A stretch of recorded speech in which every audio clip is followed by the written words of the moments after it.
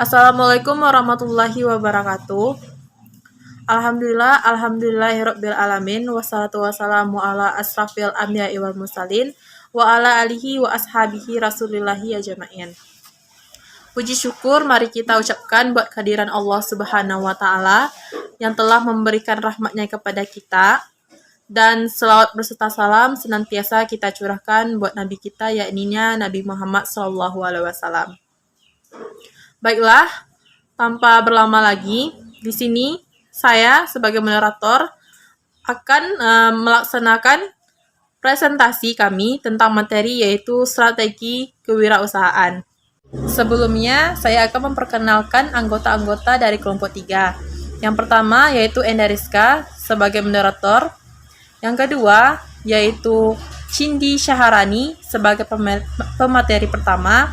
Yang kedua ada Farah Azizah sebagai pemateri kedua. Terus ada Isanul Eka Putra sebagai pemateri ketiga. Ada Dea Sriwani sebagai pemateri keempat. Ada Disti Merani sebagai pemateri kelima. Dan Fahari Rizky yaitu sebagai pemateri keenam. Dan yang terakhir yaitu Diva Komsa sebagai pemateri ketujuh. Sebelumnya, saya berterima kasih kepada moderator atas waktunya. Di sini saya akan menjelaskan untuk poin yang pertama, yaitu pengelolaan usaha. Pengelolaan usaha dapat juga didefinisikan sebagai kegiatan usaha yang dilakukan perusahaan atau individu dalam menjalankan bisnisnya, dalam pendirian usaha, penyusunan anggaran keuangan, serta menjalankan perusahaan yang berkaitan dengan aspek produksi, pemasaran, sumber daya manusia, serta menjalankan atau mengelola keuangan. Yang selanjutnya adalah perencanaan usaha, yaitu suatu hal yang tertulis berisikan misi usaha, usulan usaha, operasional usaha, rincian strategi, dan peluang yang mungkin diraih pasar. Fungsi dari perencanaan sendiri ialah sebagai pedoman untuk mencapai keberhasilan manajemen usaha yang biasanya berupa ringkasan eksekutif yang berupa maksud usaha, usulan finansial, permintaan dana, cara menggunakan dana, dan cara pembayaran kembali pinjaman. Yang selanjutnya adalah sebagai alat untuk mengajukan kebutuhan permodalan yang bersumber dari luar, yaitu dengan cara membuat proposal yang berupa manajemen usaha, pemasaran, produksi atau operasional, dan yang terakhir adalah keuangan perusahaan.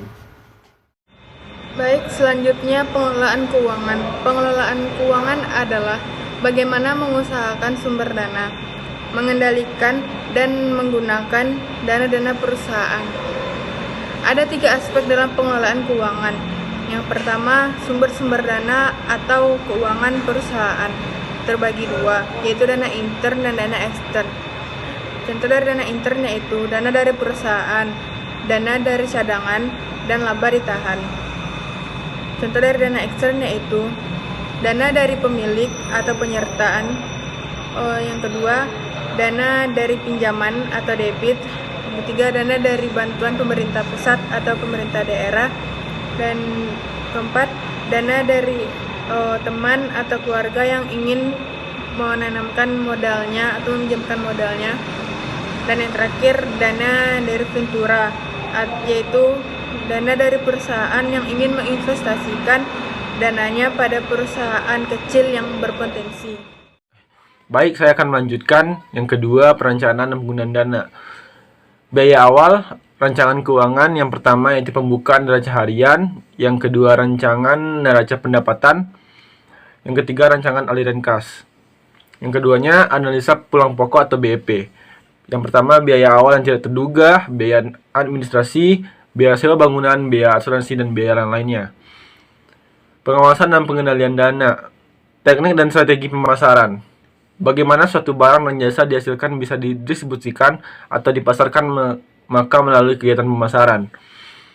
Pemasaran merupakan kegiatan yang meneliti yang pertama yaitu kebutuhan dan keinginan konsumen atau prop, yang kedua menghasilkan barang atau jasa atau produk, yang ketiga menentukan harga atau price, yang keempat mendistribusikan barang dan jasa atau place, yang kelima mempromosikan atau promotion. Selanjutnya ada strategi pemasaran. Yang pertama ada perencanaan pemasaran. Yang kedua bauran marketing mix. Yang ketiga kiat pemasaran usaha baru, yaitu cari peluang pasar. Yang kedua tempat yang tepat. Yang ketiga banyaknya barang yang dibutuhkan. Dan yang keempat tentukan target apa yang hendak kita capai. Perencanaan pemasaran. Yang pertama penentuan kebutuhan dan keinginan konsumen atau riset pasar. Yang kedua memilih sasaran khusus atau segmentasi pasar. Yang ketiga menempatkan strategi pemasaran dalam persaingan.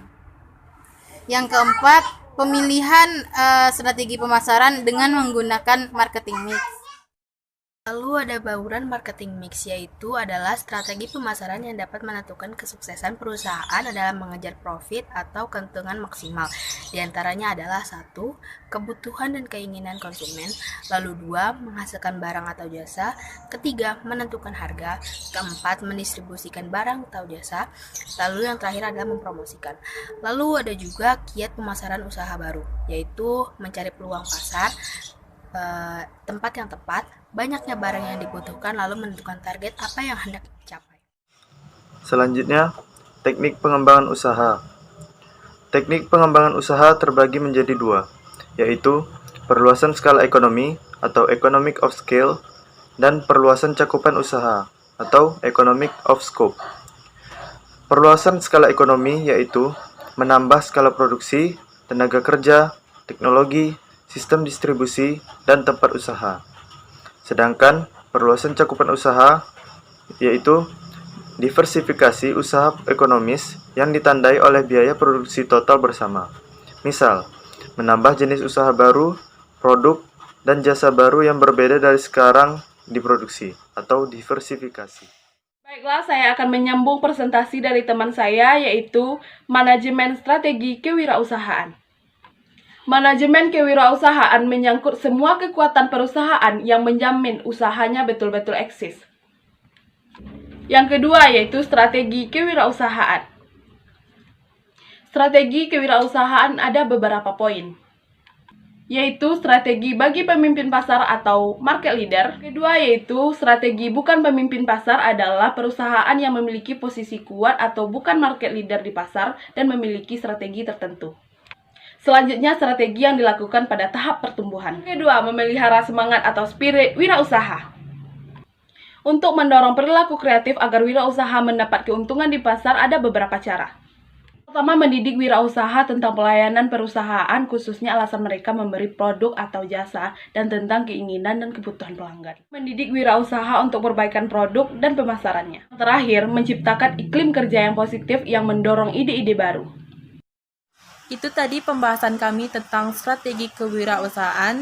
Akhir kata, saya sebagai moderator mengucapkan wabillahi taufiq wal hidayah. Wassalamualaikum warahmatullahi wabarakatuh.